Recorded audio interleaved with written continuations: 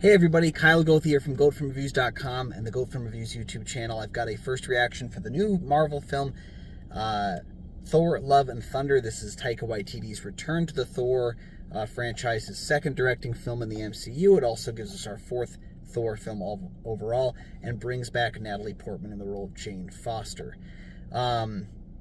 I didn't really track many trailers about this. I try to avoid trailers if I know I'm going to see the movie, and obviously I was going to see this movie. So just a little behind the scenes, one of my favorite MCU films is Thor #1 and Thor Ragnarok. For the longest time, Thor 1 was my favorite MCU movie. I'm not 100% where I'm at right now with it, but those two films are fantastic. I even like Thor the Dark World, so I expect to like a Thor movie when it comes out. They just kind of hit me where I need to. And seeing this movie kind of has a bit more of a polarizing response in terms of critics. I wasn't sure what to expect, but I'll tell you right now, I came out enjoying the film. I like it more than The Dark World, not as much as the original Thor or Ragnarok, but maybe I just needed this movie. Maybe it was hitting me in the right way, the right bits and pieces that made a film that was really going to connect with me. I've got some Jane Foster's story in the film. They don't really give you all the details, but what they do give you is that there's a reason that she has become Thor. If you read the comic books, you probably know that reason. I have family members in my life dealing with that same issue, so it was really powerful for me to feel that connection with what the character was doing on film. I'm glad it wasn't shied away from. When I heard that Jane Foster was going to return in this film and she was going to be the mighty Thor, I was like, you gotta do that story then, right? And I didn't think that story would really fit with Taika Waititi's sensibility, and I think it does.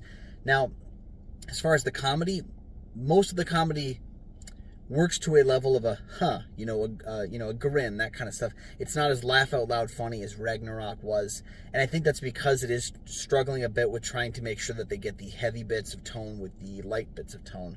I never felt like there was a disrespectful attitude to the serious moments when there was comedy, which is really tough to do, so I got to give credit where that is. Christian Bale as Gore the God Butcher, I think he does as much as he needs to do to serve Thor's story. Much like Hela in the previous film, he's not going to be one of the great villains in MCU history, no, but he serves Thor's story. He serves where Thor is and where Thor is evolving to be. So take with that as you will. Now, yeah, I really enjoyed Thor's journey as a character here. He was very, again, it's a story of a guy that has basically finished the big task. Like everything, Endgame was the ending of the story.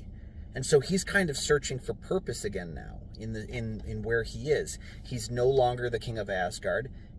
He quickly gets expelled from the Guardians of the Galaxy. They're not in the film very much, and that should be expected.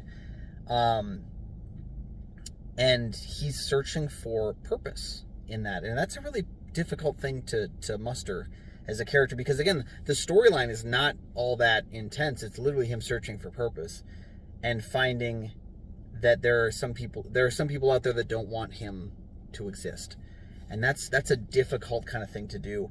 Yeah, I will say I didn't love the movie the way I loved the original Thor or loved Ragnarok, but I really enjoyed Thor, Love and Thunder. So let me know what you thought about the film down below. Is it your favorite Thor, your least favorite Taika Waititi film? Give me that information, because I love connecting with you guys in that way. While you're down there, please like and subscribe. There are 2 free things that you can do that help to support the channel immensely to make sure you never miss an episode of the show as it drops. You can also find Goat From Reviews at GoatFromReviews.com. You can follow it on Facebook at Goat From Reviews. You can find me personally at Twitter, Instagram, and Letterboxd at Almighty Goatman. And check out my show, Kyle and Nick on Film. We got new episodes Mondays, Thursdays, and Scary Movie Saturdays. That's Nick Polonichuk from the St. Paul Filmcast and I hosting a show where every episode we break down a different film, usually from the past, and deep dive and see what we can find in there. So please check out all those links. They're down in the description below, and we'll see you next time.